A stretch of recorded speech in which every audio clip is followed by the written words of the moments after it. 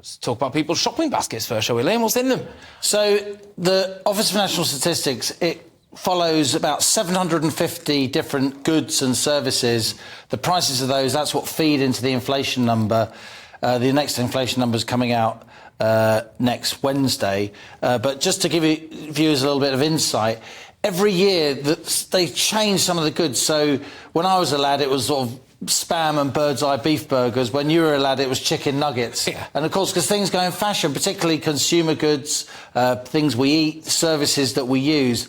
And I just thought I'd bring a little bit of insight. It's quite interesting. If you look at how the goods have changed, I've put some of them on a graphic here for you. Now, what they've taken out this year, Alco Pops, which you were probably weaned on, Patrick. Yeah. Then cooking apples, because people don't make stewed apple like they used to. No. I like a bit of stewed apple, though. Digital compact cameras. You don't need them anymore because you've got a phone, right? Hasn't been in it for this long. Yeah, and then vending machines, soft drinks, because there aren't as many vending machines around as there used to be because we're not using as much cash. So that is changing. Maybe they'll come back in when those kind of vending machines you use where you just put your card and sound effect there. Now, there's some of the 16 goods that have been taken away, and now I'll give you some examples of some of the goods that have been put in, that have been added. So we've got e-bikes, right? Frozen berries. Not that you eat any of them, but keep it regular. Yeah. Then you've got sound bars, you know, the things that you sort of lash up underneath your television. You can, Bluetooth your phones to them, things like that. And then home security cameras. They've also added in, Patrick, green beans and red wine. And though the rumours aren't true, that it isn't just my personal consumption that's led to... But look, this is sort of living economic sociology, isn't it? We consume different things, and each year the ONS, which, I knock it sometimes on GBNews, it is one of the best statistical bodies in the world. Many countries follow what the ONS is doing. It invented a lot of these economic measurement concepts.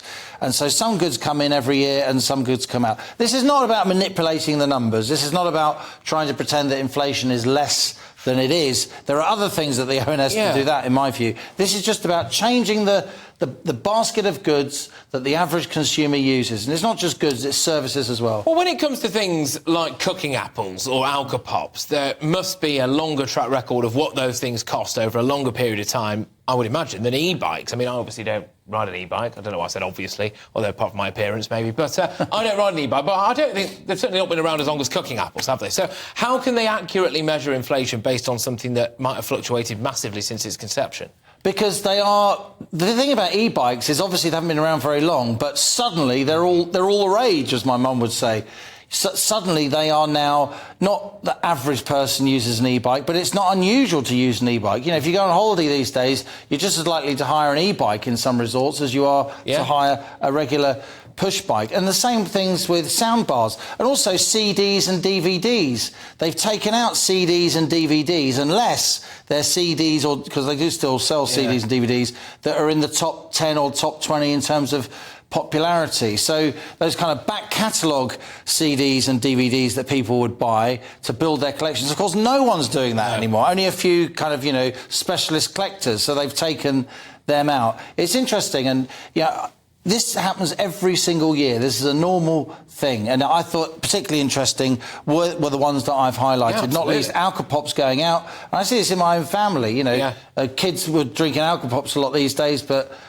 kids I know the same age now, they're not. They're drinking different things. No, absolutely spot on, 100%. And I think we've just got time quickly for something we're going to talk a bit more about later on, actually. But, yes, we've done something with a bank in America, haven't we? Yeah, this is really, really important. It had a deal happened over the weekend, and if that deal hadn't have happened, Patrick, we'd be talking wall to wall about this situation.